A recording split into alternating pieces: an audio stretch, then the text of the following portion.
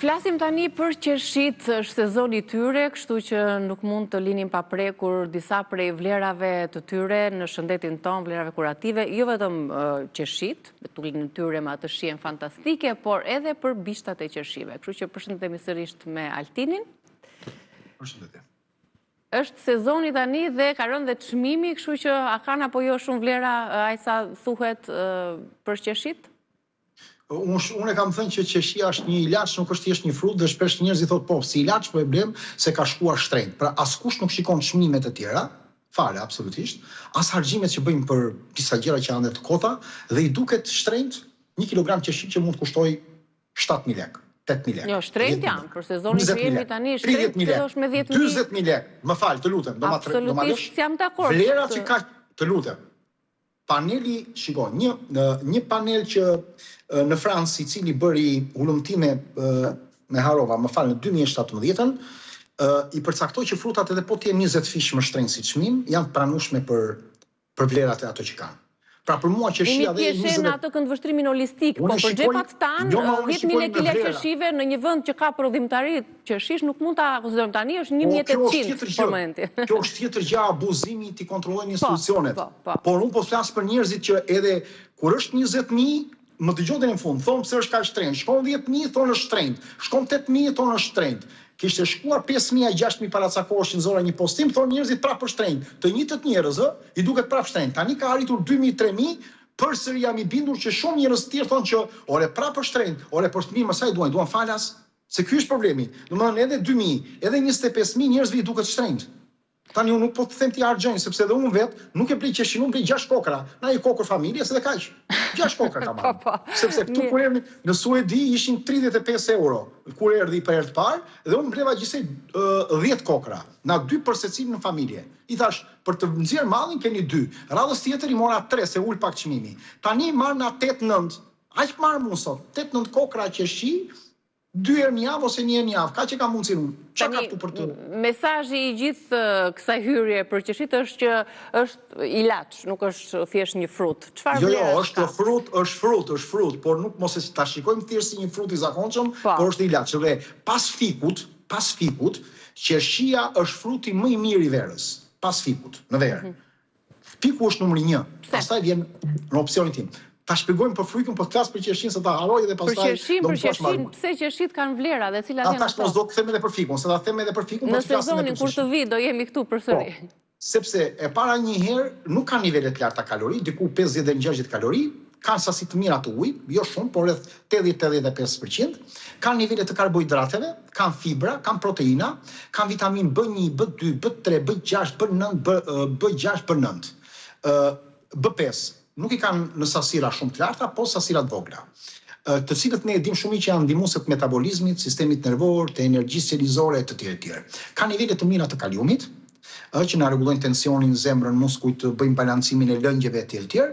Ka nivele të magnezit, ka nivele të fosforit, ka nivele të hekurit, ka nivele të bakrit dhe manganit, dhe kanë anthocyaninat që janë antiinflamator shumë fuqishëm, që janë ato pigmentet e kuqe vjollës që kanë përgjithësi gjithë to fruta apo perime që nga lakra apo shega, rrushje etj që japin të ngjyrën, që janë mbrojtës për zemrën, mbrojtës për trurin, antitumorial, bëjnë uljen e acidit urik, janë shumë të mira qershit për problemin e artritit dhe dhimbjeve të kyçeve, për inflamacionet kronik, ka nivele të mira të quercetinës që ul nivelin e alergjisë, inflamacioneve, mbrojtjen e enësve të gjakut, ka melatoninë natyrale, sidomos në darkë që të konsumohen, janë shumë të mirë sepse rregullojnë dhe ritmin biologjik dhe problemet e gjumit. Kanë acid elagjik, që ne e dim shumë mirë që është një antioksidant dhe një mbrojtës i mirë për problemet e dëmtimeve qelizore. Ka nivele të polifenoleve që ne thamë, apo flavonoideve si kjo quercetina, kanferoli, që bëjnë qarkullimin e gjakut, janë shumë element mirë kundër inflamacionit vaskular.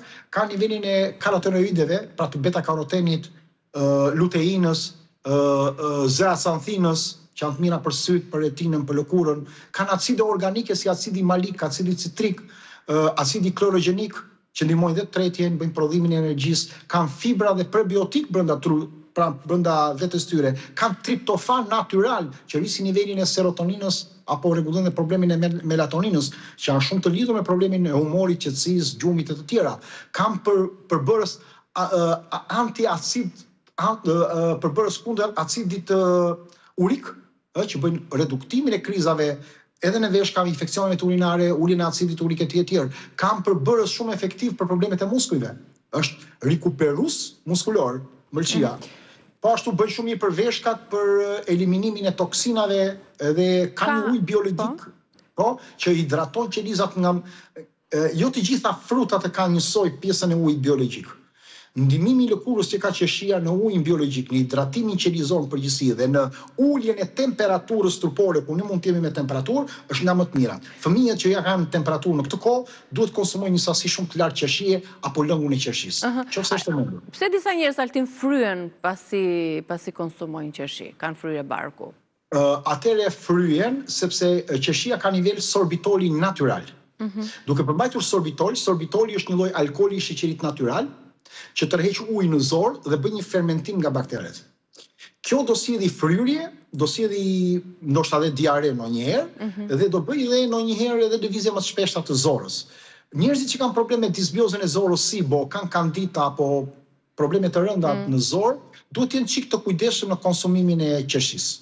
Po diabetikët, a duhet ta konsumojnë këtë frut? Tani, apo në sasi të vogël? Po edhe diabetikët duhet ta konsumojnë patjetër, sepse indeksi i glicemisë së qeshishës diku 20-25. Mos harroj për shembull një freskuese ka mbi 70, shalqiu e ka 70, rrushi ka shumë më të lartë se qeshia. Buka e ka 60-70. 80 disa nga bukat.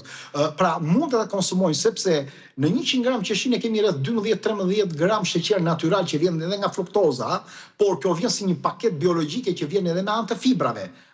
Pra mos e harrojmë. Prandaj 8, 10, 12, 15 kokra qeshi, një diabetik mund të konsumojë pra diku ndoshta sa i bie 60-70 gram në ditë, nuk është një problem. Sidomos kur e konsumoj me ara, me bajame dhe me fara, fibrat bëjnë që niveli glicemisë të lëshohet më gradualisht në trupin ton për problemet e lëshimit të glicemisë. Po bishtat e qershive, me që themi dhe në fund dhe dua ta shfrytëzoj edhe këtë pjesë. Pse nuk duhet të jedhin bishtat? Bishtat e qershisë janë diuretik natyral se ndihmojnë trupin të nxirrë toksinat. Ndihmojnë dhe veshkën dhe fshikzën urinare. Dhe bëjnë edhe problemet ku kemi fryrje të fytyrës, të lëkurës, të këmbëve, është përdorur dhe kompar dhe si detoks pranveror bashkë me disa elemente të tjerë që mund të përdoret. Nga ana tjetër, ku kemi teprisë të acidit urik, ku kemi probleme me tensionin, nga ana tjetër mund të përdoren këto bishtat e qeshishë për pastrimin e veshkave. Në ana tjetër, në rastet në ku kemi celulit ose kemi probleme me alergjinë.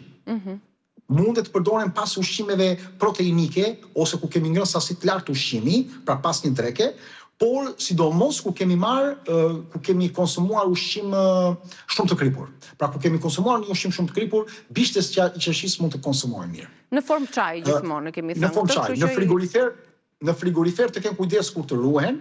Është më e mira të ruhen në qershitë e zeza, të errta, sa më të errta, sepse ato kanë nivele antioksidantësh më të mirë, por rezistojnë edhe më mirë, po një pjesë e aromave, të enzimave, ato 5-6 ditë frigorifer nuk është asnjë problem, ndoshta më tutje. Për t'i kaluar në ngri, nuk duhen lar, nëse ne do i fusim në frigorifer, nuk duhen lar. Se unë shoh shumë njerëz i lajnë fusin në frigorifer, jo, se prishen dhe krijon problem mikotikësh, prishen shumë shpejt. Dhe humbi edhe niveli i shijes që ne mund të kemi.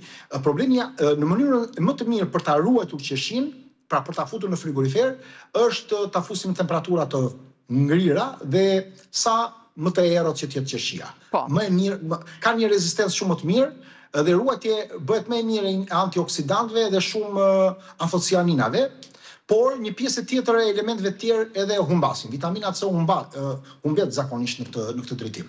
Që mund t'i përdorin pastaj në gatim, smoothie apo elemente të tjerë. A është qeshia një frut që mund të shkaktojë edhe alergji, edhe e fundit për ta mbyllur? Po, mund të shkaktojë alergji edhe te fëmijët e tek të tjerët, prandaj duhet të jemi çik të kujdesshëm tek persona që kanë alergji, jo tek njerëzit që kanë ndonjë problem. Apo mund të shkaktojë edhe probleme, shumë njerëz kanë probleme me fryrjen e zorës ose dhimbjet e zorës, por dhe alergji po. Ka raste që mund të shkaktojë alergji. Sidomos njerëzit që kanë alergji ndaj polenit. Personat që kanë alergji ndaj polenëve shumë mundet të shkaktojë edhe alergji. Qartë. Faleminderit Altin për informacionet që përcollëm sot, gëzuar dhe njerë kalofshi bukur familjarisht. Faleminderit gjithë fëmijët e gëzuar. Gëzuar të gjithë shqiptarëve kudo që na ndjekin, një drekë të këndshëm, një ditë të bukur. Faleminderit për vëmendjen, mirupafshim.